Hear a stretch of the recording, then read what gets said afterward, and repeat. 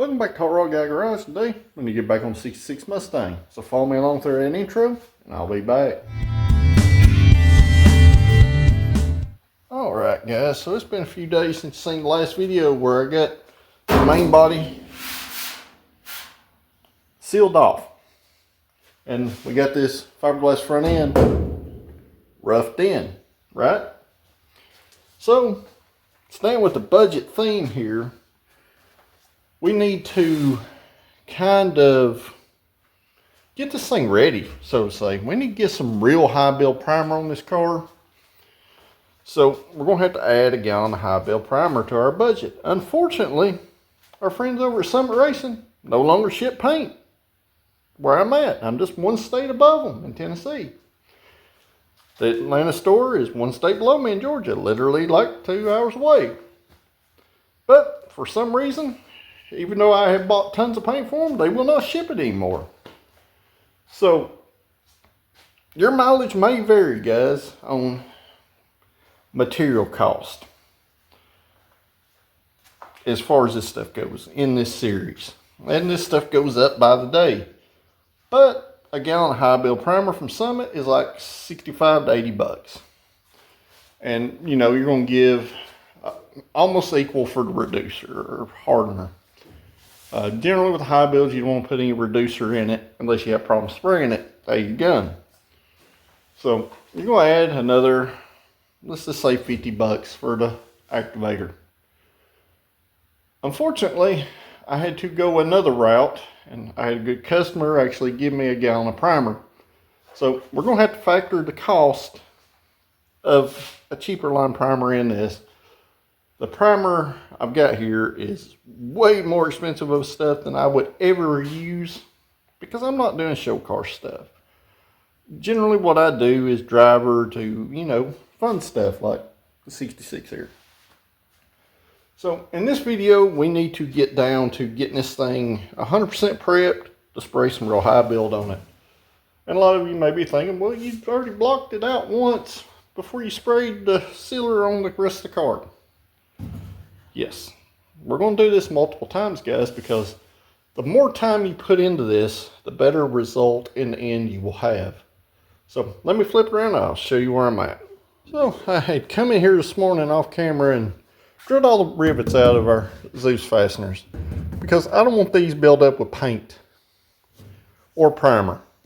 So I went in there and just drilled the heads off the rivets, and then I found a drill bit that was the same size as what I drilled these holes and drilled the center out of them and pushed them out. So it adds a little cost to do that, but I figured, you know, a couple dollars worth of rivets versus trying to deal with paint chipping off all around these things. And by the time you get material on them, they pretty much won't have an edge anymore. So I come here this morning, I had some little ugly stuff around this one. It's going to take a little more blocking in this area. But I might swipe a little filler in that, but the rest of the car I've not touched. It's good and hard where we sealed it off, and I guide coded it. So what we're going to do in this video, we're going to take my assortment of Durablocks, the small one, the flat one, and the long one, and we're going to wet sand this car down. We'll push it outside, give it a good bath inside and out, and make sure there's absolutely no dust in it, and try to get some real primer on it. And Daisy is up here holding down her cat castle and wants to remind you about her t-shirts and all our other merchandise down in our store below, because it gets her more pets and treats and allows her to have things like this giant cat castle. And also, Lily is in here visiting, also sleeping on Daisy's cat castle, which Daisy's not too happy about. So guys, I guess at this point, let's get started and begin this long, tedious process. But I tell you, it will be worth it in the end. And here's a tip that'll help you when dealing with wet and dry paper like this. I'm going to wet sand this thing in here in the shop with a bucket. You want to lay your block, because this stuff's non-adhesive, and I'm going to show you just by flipping this up. You want to have this where you can have this paper at least up on the sides like this, so you can hold it while you block. So the easiest way to save paper is just take your block and just kind of lay it out to the point where it's about equal to your side, maybe a little over here, and you're going to come over here about the same amount. You're going to cut you out that one square, and you're going to take that one square and lay it across your paper and cut it out as you need.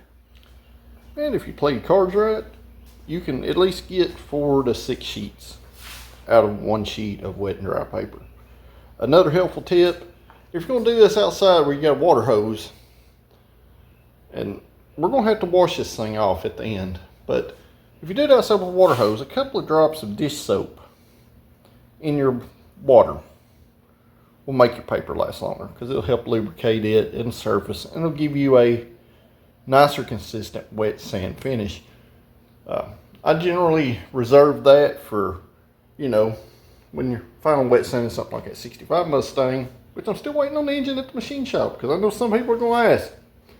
I do, however, have a set of pistons, freeze plugs, and cam bearings out there in the car. They gotta go drop off at the machine shop. So hopefully we'll get this thing back pretty soon. So let me put our paper in the water, and I'm gonna let it soak in there for about 15 minutes or so. Just enough for it to get good and saturated, where it flexes and you don't have to worry about it cracking adhesive off the paper.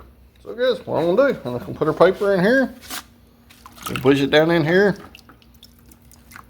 and just let it soak until it softens up the backing. So before we go into the time-lapse stuff, what I'm going to do, guys, I'm just going to take a towel, a rag here, saturated in a little bit of water. I'm just going to wet the area right here, and we got our paper that's wet and pliable. And I'm just going to work in kind of a next pattern across some of these places.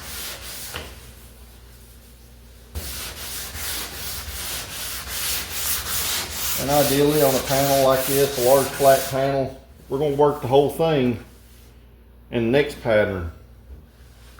But first, like these small spots that I went in here and fixed, I'm just going to kind of go in here and hit these first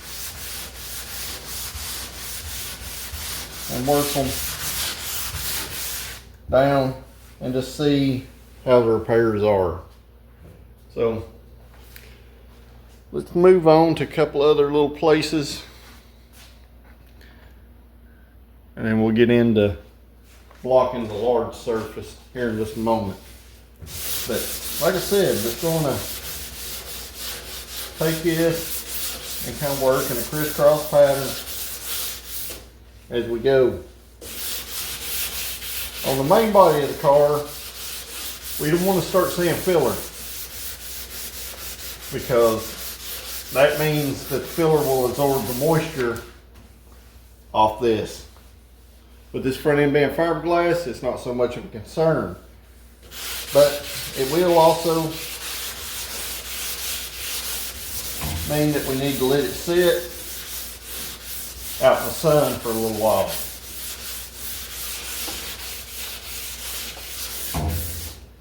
But you're just going to keep working until you have a good even surface.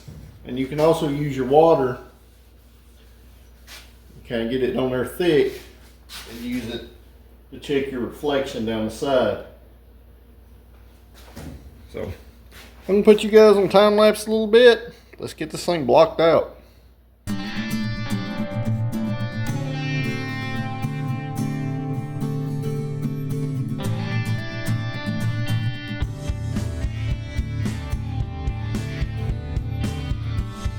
And guys, as you can see, we have some rather dark spots in a couple of places. However, when I put some water across this and let it run off for a second till it sheets out, this looks good and straight down through here. These are very minor low spots. I can see sanding scratches in them. As far as this goes, it'll probably be fine, especially on this front end.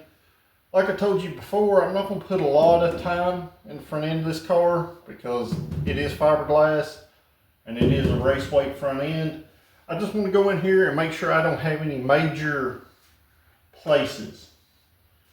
And as you can see, some places down in here, you can see our primers down those 80 grit scratches. So I know that our filler is bit in real well into our base, because these kind of scratches right here are what it's holding on to. So at this point, I'm just kind of going in here and smoothing stuff up via wet sanding it. Even though we're going to spray some more high build primer on it, when we get to the point of wet sanding our high build, that's when we're going to be super worried about places.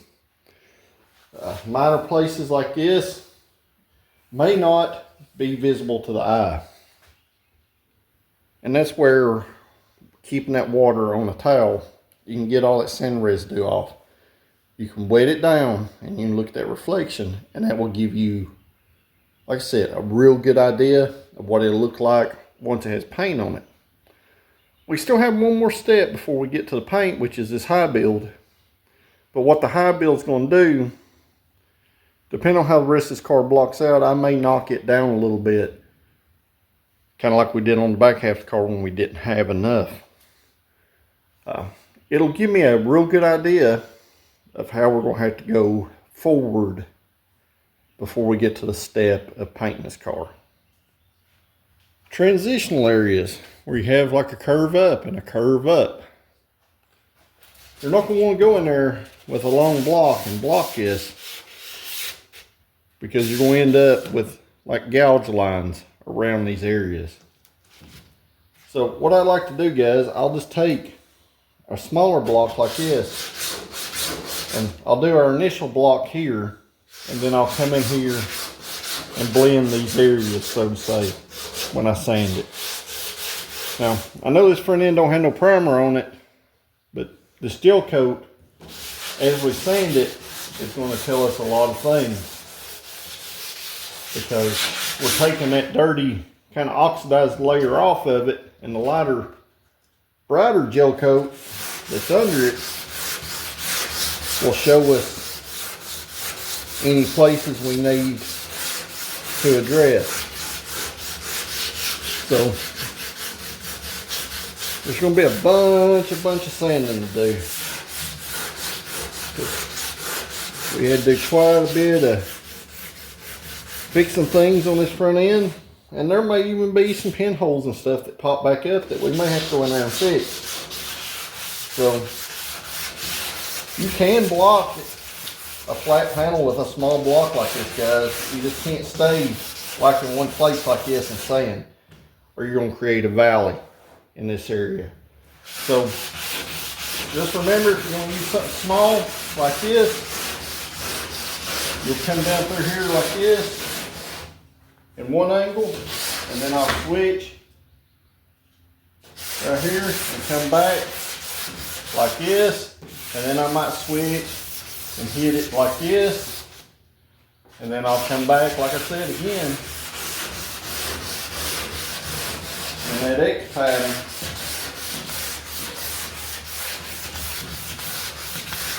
Like this.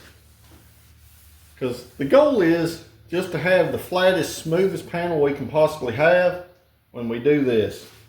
And it's also helpful to keep another drier towel over here on the side, that we can wipe some of this stuff down, and then you can kind of go back and squeeze your water towel back on it, let it sit there for a few seconds, and look across your reflection. But what I'm doing here on our body filler areas, I'm looking for any large defects. Now this primer is going to soak down in that filler and make it darker in places also. But what I want to see is anything like this right here. I don't know if you can see it on camera, but there's a deep scratch up there that some of that black primer oversprayed into, that I see and I can feel it. So since we're just doing this for high build, I'm just going to work this gel coat down a little bit. Like I said, we're just going to work the whole panel in that crisscross, straight, crisscross motion. And we're not going to just sand like this down through here where you got a flat area too. But if you sand this flat and this flat, you're going to end up with a sharp V groove. So you need to be mindful to work your transitions in. So I'm gonna put you guys back on time lapse. Let's work this some more. See if we can get the top of this fender worked out.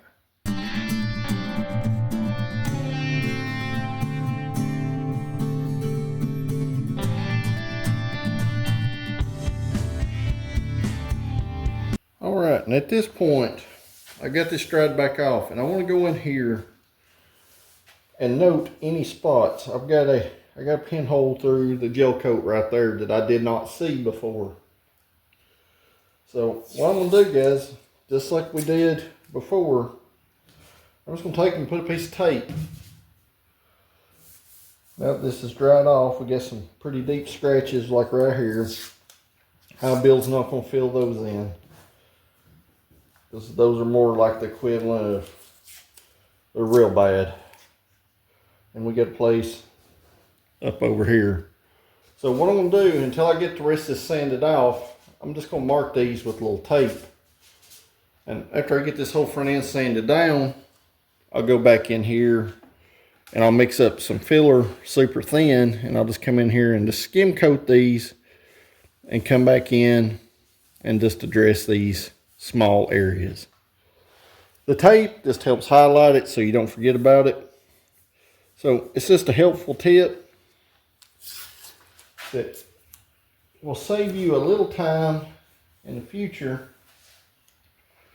because high build will feel 80 grit scratches. So if it's about the equivalent of 80 grit or less, your high build primer will pretty much go in these places and you can block them back out. But if they're holes like this, like pinholes in your filler or chips out of the gel coat that you can catch, you can hear that right there. Those absolutely will not get filled with high build unless you just cram the high build on it, and that's not the right way to do it. We want the high build to help us take out any waves or maybe some of small scratches like this one right here. I don't know if you can see it on camera, but there's a little small one right here that I can just barely hit my fingernail on. The high build will take care of that place, but won't these. So just work along, guys. And I went ahead and sanded this fender extension while I was up here and blocked this transition together. So I can go ahead and take this headlight extension off. That way I can sand these edges, and I'll take that headlight bucket back out and I'll sand in there also. I just want to make sure that this is fully sanded. That way when we put our high build on it, we don't have any adhesion problems. So guys, like I told you before, I'm not going to worry a whole lot about this front end being super straight, because like I said, it's race weight fiberglass. But I just want to take care of any of these big spots that are going to stand out, or anything that high build won't take care of, so to say. A lot of people, if I was doing a restoration, like a super nice paint job, I would probably use a polyester style primer, which is basically just sprayable Bondo. I don't like using it because you really have to let that stuff shrink. Because if you don't, say you spray it on there and next day you block this thing down and you go ahead and spray your paint on it, you know, and go from there. Over time, as that car sits out in the sun, this stuff will shrink. It'll shrink back, and it'll either A, delaminate, or you will go in there and see all your sand and scratches where you roughed all your body work. With the 2K urethane high build, I've found a couple of decent coats will fill in 80 grit. It'll block it out. Any light defects, it'll all come out, guys, without the danger of maximum shrinkage and this stuff falling out in the future. So like these big areas, that's why I went in there and marked them. So I'm gonna go ahead and finish blocking this front end out, because I think I covered all the transitional stuff in the flat areas, except for large flat areas like the hood. And this one I'll switch to my long block. If you got a big area big flat area, you want to use a long block. And you're just going to go in that X pattern, kind of like I showed you all along this way. So don't worry too much about what the black primer's doing on the filler at this point. Use your reflection to check what you're doing. When we move to the body, we'll worry a little bit more about that guide coat, because we've done kind of rough blocked this thing a couple times. So the main body I'm more worried about than the front end. So I'm gonna get this front clip finished up, guys, and then I'll be back when we move on to some of these other weird transitional areas on the main body. Well, it's about an hour later and I've got the front end completely sanded down. I found some things I really didn't see before, so let me flip around. I'll show you these places and how I'm gonna go about fixing them. You know, some of this stuff is just pinholes in the gel coat that I just didn't happen to see, or a couple little pinholes in the filler I just didn't happen to see. That's pretty much what these spots are. You know, same here, just a little chip out of the pin coat, and you know, a couple of pinholes, you know, a couple little scratches. But what I didn't see, and I know you guys cannot see this on camera, but there is actually a low spot that's about the size of your finger that runs like this in this gel coat. And if you run your hand across it, you can feel it. And when it was wet, and I can see that reflection, I really seen that place. So surprisingly, when we get over this side, everything's fine. There's no pinholes, there's no ugly stuff. Everything kind of blocked out great, looks great in the reflection, along with the top up here. Remember, I had all that problem with pinholes opening up in this area. But what I'm gonna do, I'm gonna mix up just some regular filler. I'm gonna add some resin to it so it's super thin and kind of flows down in some of these spots. Basically kind of self-levels. And I'm gonna let that dry for a couple hours, and hopefully I get it smooth enough. I can just come here with my block and just wet sand these places down.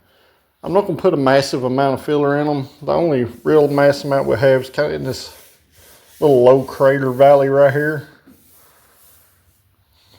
But I think the front end, for the most part, is going to be a little wavy here and there, you know, across the gel coat, but I can't let that giant spot slide because it's going to stick out like a sore thumb.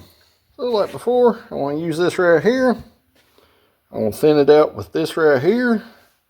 And I'm going to put some hardener in it. And I'm just going to use a little small spreader that I cut down, like this right here, for those spots. I'm going to try to spread this smooth as humanly possible.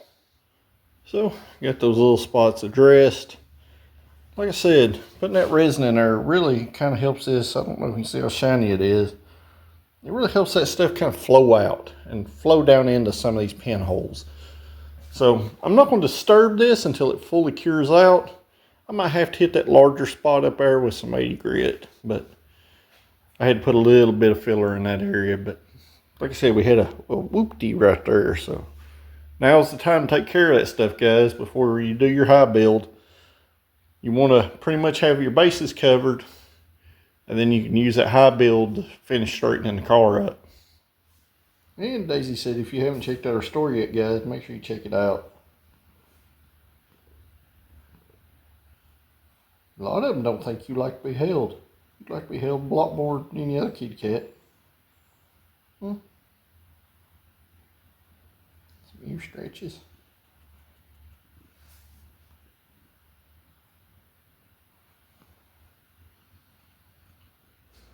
Well, it's the next day, and I got the 65s, pistons, cam bearings, and freeze plugs dropped off at the machine shop last night.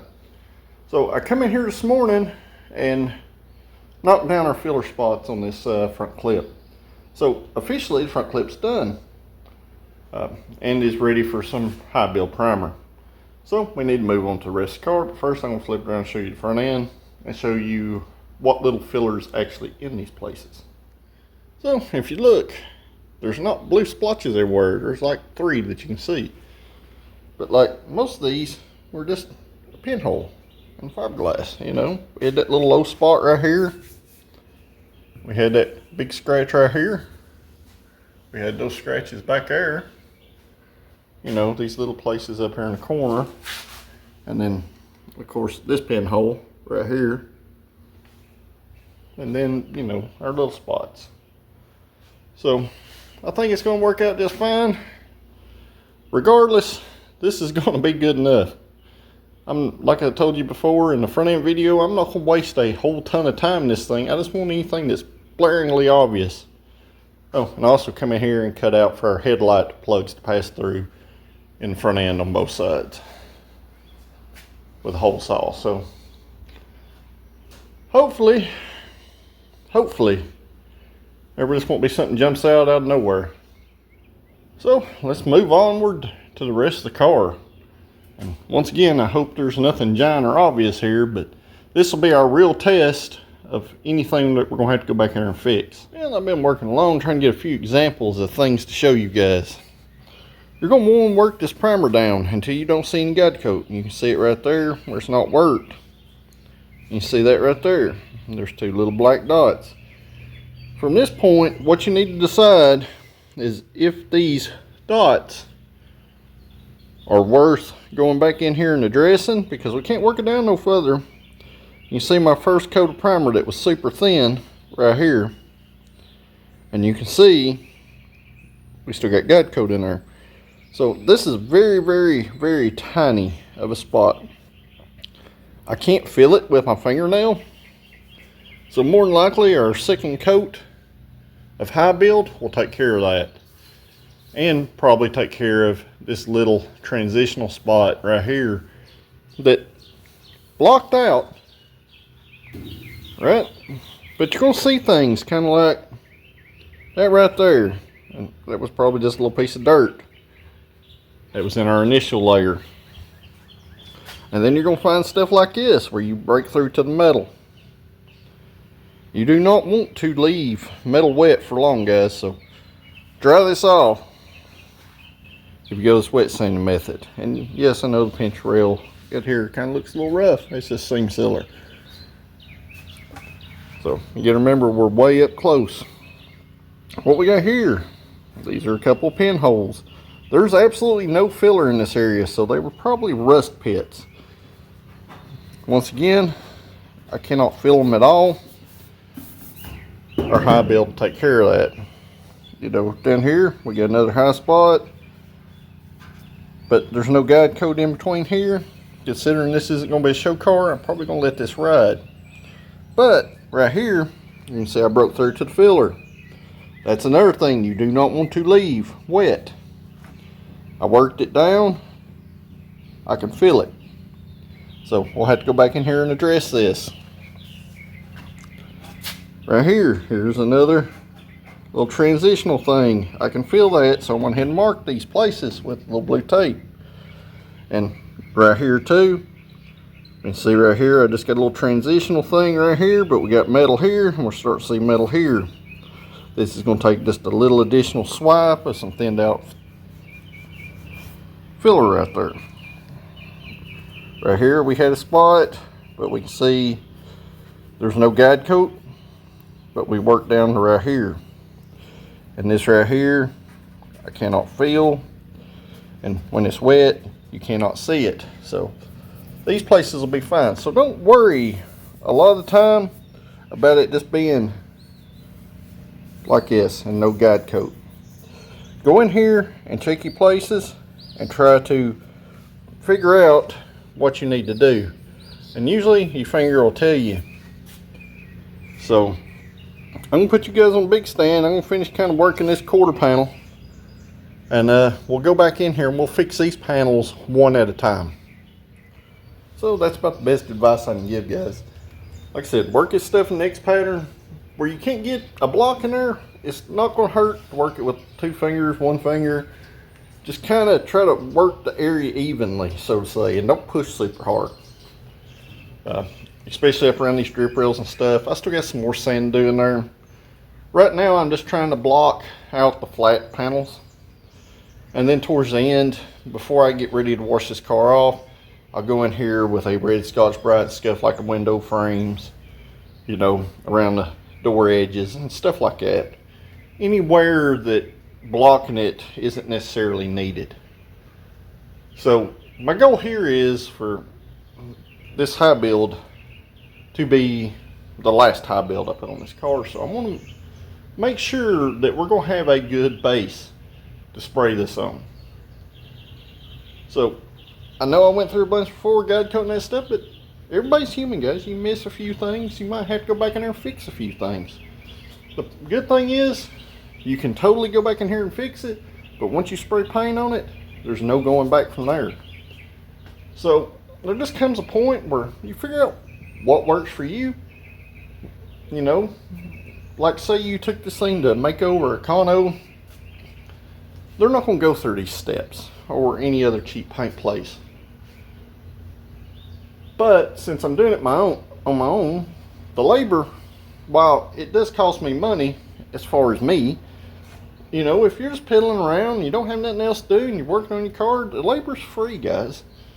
So what you're going to have is material cost. So ultimately, the time you spend in it is going to affect the end product, and the more time you put in it, the better product in the end you will have.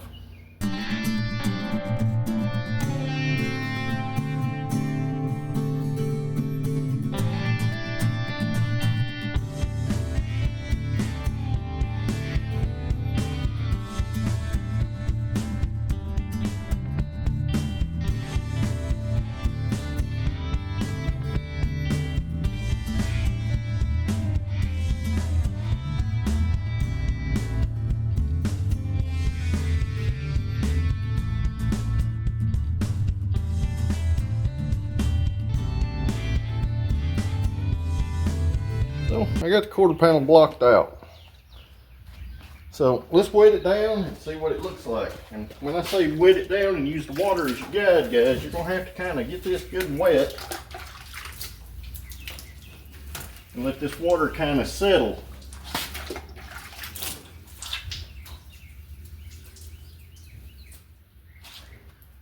And that'll give you a good idea of how straight your panel is, if it is or if it isn't. What I like to look at is a reflection. Most of the time I'll walk back and forth before I call something good. And I know there's different stuff like panel check fluid and stuff like that, guys, but usually you can get pretty good with water. But what you gotta watch is you get like this right here, looks like a wave right here. It's actually where the water's settling because there's a little dirt on that panel. So that's why I kind of like to look straight on and make sure our reflections as we walk down, up and down, don't have any major distortions. And it's kind of sad, the roughest panel that was on the car, which was this past year quarter, actually looks pretty decent. There's a couple of spots I'll have to go in there and fix, but for what we're doing, guys, it looks pretty good. The reflection's good and straight as we walk down the side of it. If anybody wondered what I was looking at, I backed into this. But, you know, this is a lot of labor-intensive work. And if most of you noticed, I didn't break out the long block on this. And the reason I didn't is because the quarter panels on these cars, guys, are curved in several different directions. And that smaller block will let you work. But you need to work in a wide pattern as you go. And if you split the panel in half, you obviously need to go in there and blend the center in, so to say. And that's where that long block will come in handy. So, you know, we got a bunch of sand to do and a little time to do it. So let me get back to it.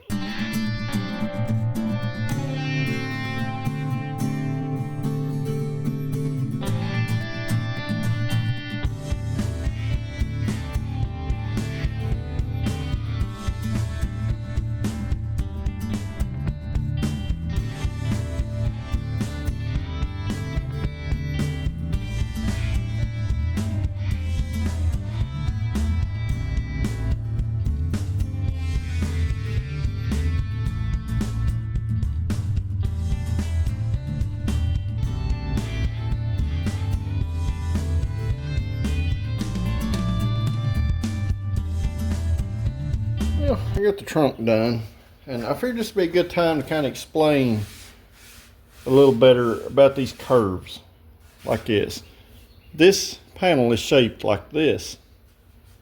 And it's also shaped like this and like this. So generally, guys, what you're going to do, I'll always use a smaller block on this. I don't have no paper on here, but on my first cuts, I'm just going to get this primer where it starts to hold water. That's the good thing about a urethane primer. You can generally spray a car and it's not going to hurt you outside, because like paint, it's not going to absorb water. But I'll go in a bunch of different patterns just to get the surface broke, and once the surface starts holding water, kind of like over here on her trunk, I will start working it straight up and down like this, and then I will start kind of X pattern up and down, and then I'll work it this way a little bit, and I'll work it this way a little bit, and then this way a little bit, and then I'll come back in there and X pattern it again until we're good and smooth. Best way I can explain it, guys, but not every panel's flat. In fact, on the car, 99% of them are not. There's actually not a flat, straight panel on an automobile. Unless you got something like one of those old ugly Cybertrucks that was made out of some flat cut sheet steel. So you're going to have to try to figure out how you can work these curves for what works best for you.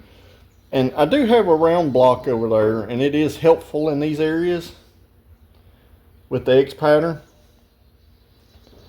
But you end up running on a piece of sandpaper, you know, this wide. So you're constantly having to turn it just a little so you don't wear stuff out. So, you know, just a helpful tip I could give you. And if anybody's curious why these cars rot out in the window corners, this right here is why, guys. Because if you let your car sit out in the rain, you wash it, and you don't blow these corners out, there's no way for this water in here to escape. So maybe I explain that where some of y'all can kind of understand what I'm doing, kind of these backgrounds, because while the side of the car appears straight, you want straight reflections, but the panels themselves aren't straight. So you have to figure out a pattern that works for you that you can do. So let me get back to sanding, and I'll be back. So I'm gonna leave this real time for just a second. You can either start at the top and go down like this in that X pattern across, or you can start down here and go up. But as I work this, I'll come in here and work it several different ways in several different positions of pushing it until we get rid of all our guide coat. And when I wet it down, that we have a nice straight reflection across it.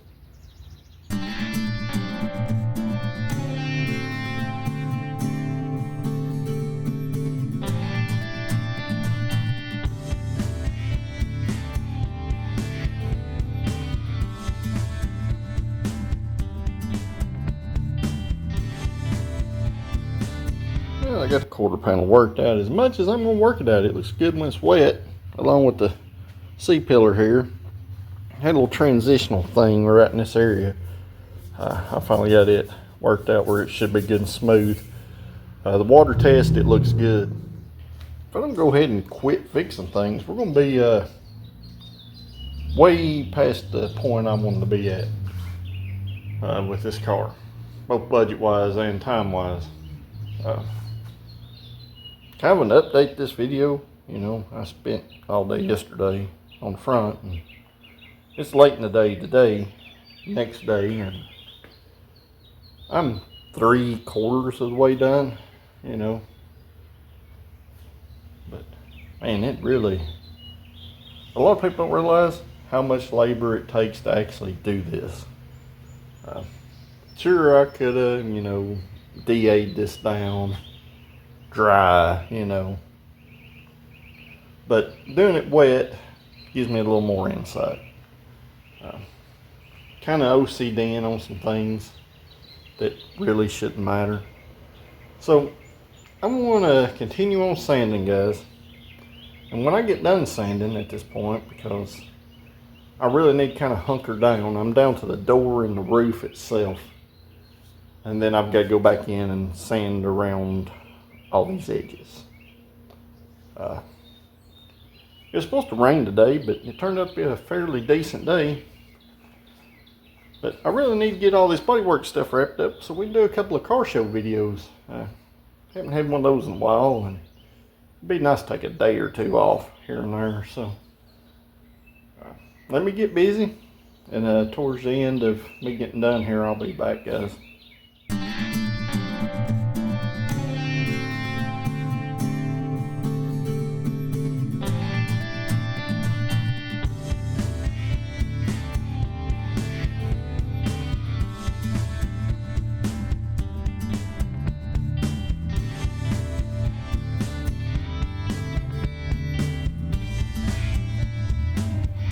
As you can see, the roof turned out to have some pretty bad places after I started wet sanding it. And you couldn't feel it with it bare metal, and you couldn't see it after I sprayed the primer on it. When I started blocking it, there was a bunch of places that popped up. So kind of the old saying here is, if it's low, let it go. If it's at the eye, it won't slide. And if it's high, let it ride. If that makes sense. Pretty much, it's just saying, if you can see it and if you walk up to a car and it's in your eye, it's not going to fly. You know what I mean? So let me flip around and I'll show you some of these places. So if you remember back a couple videos ago, we had that big place in the middle of the roof. Well, looks like somebody had been up here dancing, so to say. So had another one there and another one there and a little one there and two over there in the center. So, and almost in the same place as on the driver's side over there, we got one on the passenger side. And, you know, another one right here. Another one right here. And then this one was a pretty small spot. I kind of over skimmed it because it looked like it might take a larger radius. So, it's looking like so much for getting this thing spraying some more primer today. It looks like it might be tomorrow. So, I'm going to continue working on these places, guys. I'm just going to hand block them with 80. Considering they're over primer, I'm just going to wet sand them so they should be as smooth as the primer, which means when we put more on it, it shouldn't, you know, need mega large attention, so to say. So that's the plan anyway. And yeah, we got a bunch of thinking to do, and I've got a bunch of sanding to do. So let me get busy. Well, I got the quarter extensions in the background fixed. This one right here, we ain't gonna worry about no rust because it's pot metal, but a pretty good little dent in it right there, and one there, and one down there, as you can see.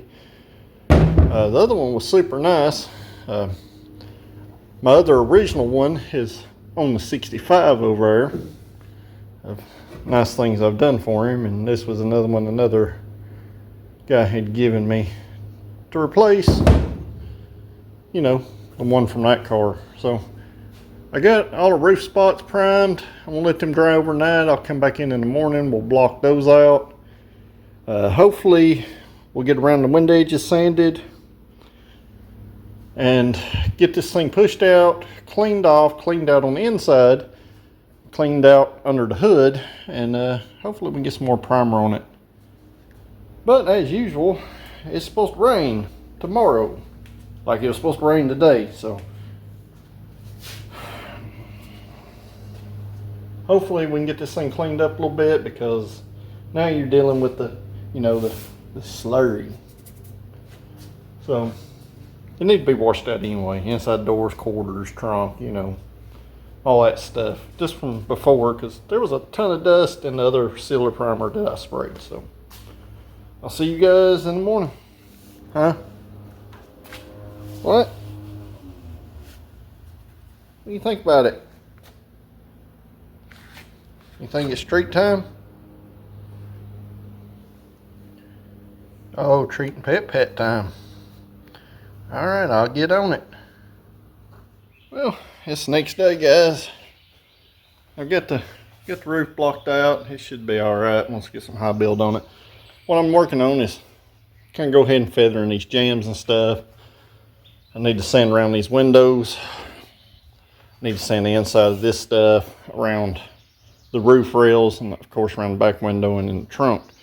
And anything else that's small that I might have missed, like around the wheel wells. Because when I put this high build on it, it's going to be the last primer I put on this car. So I want to primer everything I can, because our next step will be paint, which I've still not figured out what I'm doing. It's kind of getting down to that scenario where I need to figure it out with quickness. So let me get back to sanding, guys. I'm not going to bore you with that. Pretty much I'm taking some 220 wet. I'm just going here and feathering anything out I see, scuffing around these window edges and stuff, you know, normal prep stuff. If you do not sand this stuff, paint will not stick to it, which means over time your paint will fall off if you put a nice paint job on something, or even a bad paint job.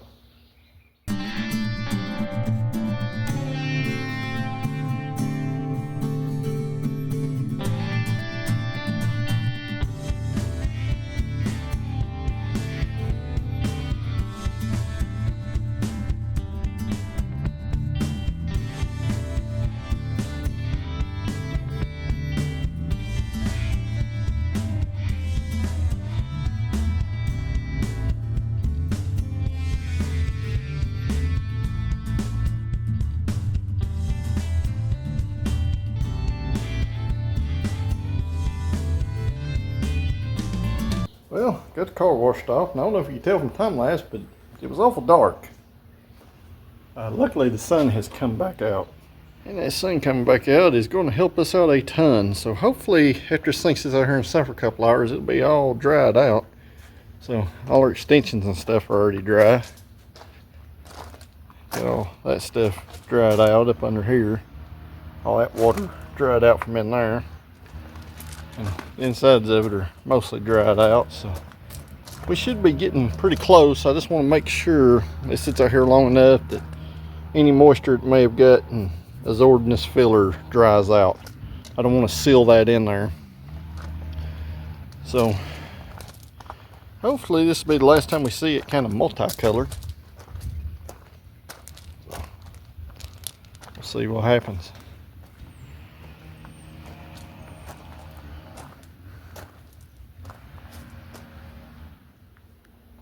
Because in theory, guys, once it's one color and primer, we could technically leave it that way if we wanted to. So I'm just looking forward to seeing the car all one color.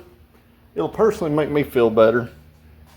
And then we'll let it sit for about a week, another round of this sanding, and we gotta get some paint. I gotta find some money for paint. That's a big thing, especially the way I want to paint it. Unfortunately, that may not happen, so we'll just have to see how things go. So I'll be back after I let this thing sit out here for a little while. We'll get it pushed in. We'll take these wheels and stuff, the front suspension stuff up, and we'll get the same one color, hopefully. Well, got the car taped up while I'm taping up. So what I'm going to do, I'm going to mix up some right here, and I'm going to spray along our firewall and our jam areas, and then our trunk jam area, just to make all this stuff one color for now. And just like before, I'm not going to tape none of this stuff up. It's going to be a surprise what I'm going to do in here, but I think we're pretty well off. And this is what we're going to be spraying on it right here. A little rich for my taste, but we'll see how it does. This is a buff color, but it looks almost like the Wimbledon white on the 65. Just eyeballing it, it's like a warm creamy white. So with any kind of high build primer, guys, you want to stir this until you know it's well incorporated and mixed, and you don't feel any resistance running your paint stick along the bottom. So this is going to mix 4-to-1, so it's going to be 4 parts of this to 1 part of the activator right here. And I think since this is a little fancier than what I usually spray, I'm going to use my good paint gun to spray it. I kind of feel like the car is not worthy of a better quality primer. Just be honest, guys. From the beginning, the goal has been cheap budget race car. So I'm trying to stick with that theme, but since I can't get no primer from Summit, it's about the only choice I got. So I guess let me get some of this mixed up and I'll put you guys on time lapse. We'll go in here and spray this stuff.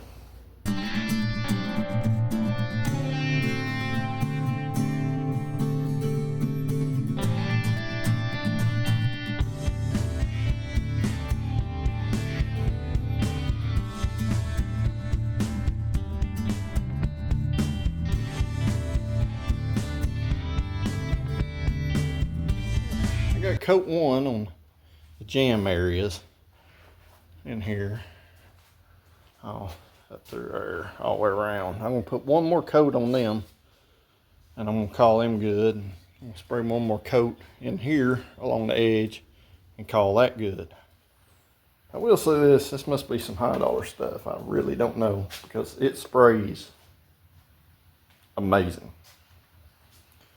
It's like spraying a base coat, guys. It lays. And this is supposed to be a high build, but it lays real well. Pretty impressed. So, like I said, I'm gonna let this sit about 5 minutes, 6 minutes or so. I'm gonna spray another coat in these jam areas, and I'm gonna let it sit another 5, 6 minutes, maybe 10. I'll shut these doors, put this front end back down.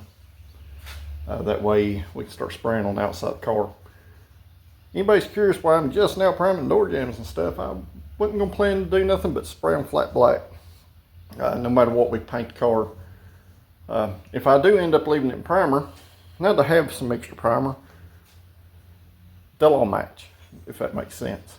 And then I can go in here and paint my black as needed, or whatever color I decide to paint under the hood and the inside of it.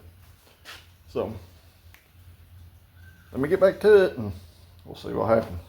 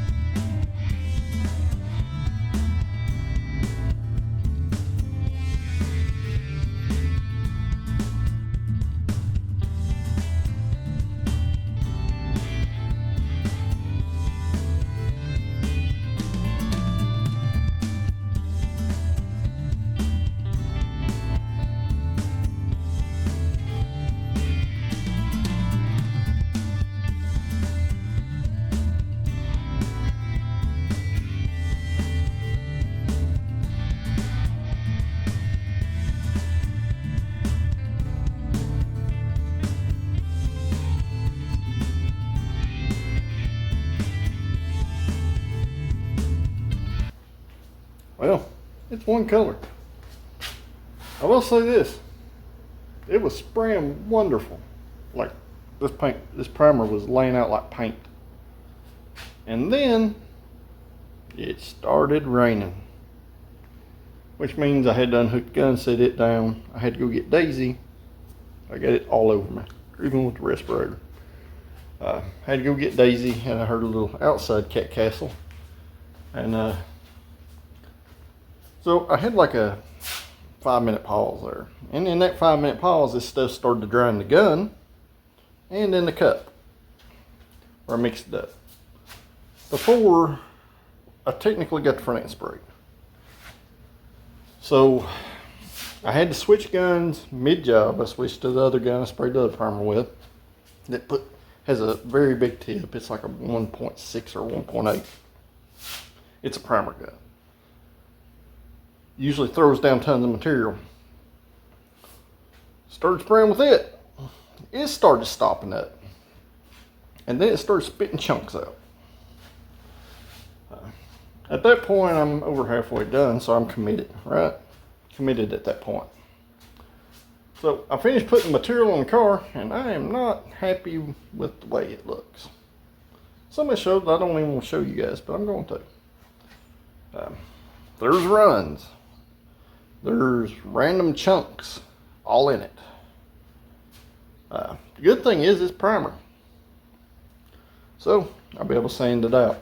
Unfortunately, it's going to take about the same level of sand we just went through in this video to get it back to a level that, you know, we can spray some paint on it.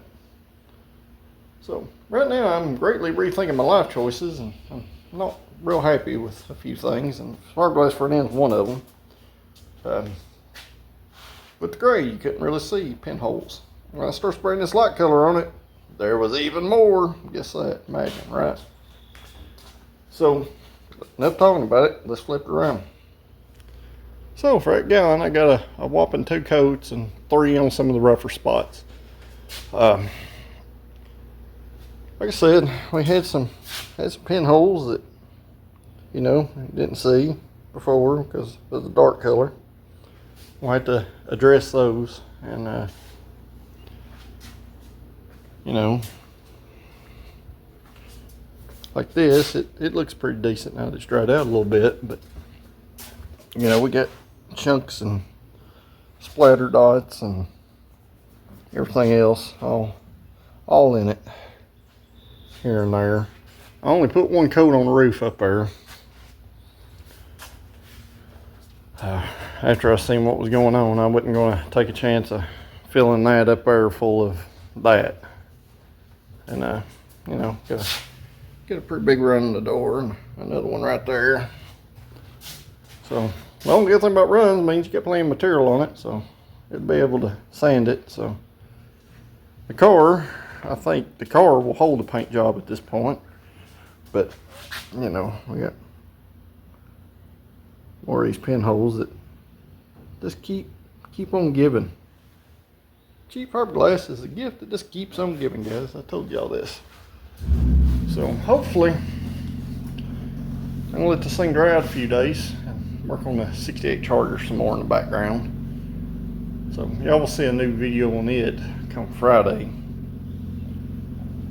as of this week, you know what I mean? So when you see the video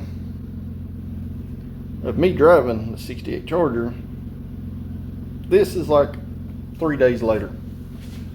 So I'm gonna start on our next video on it, and you know, try to get this thing guide coated again.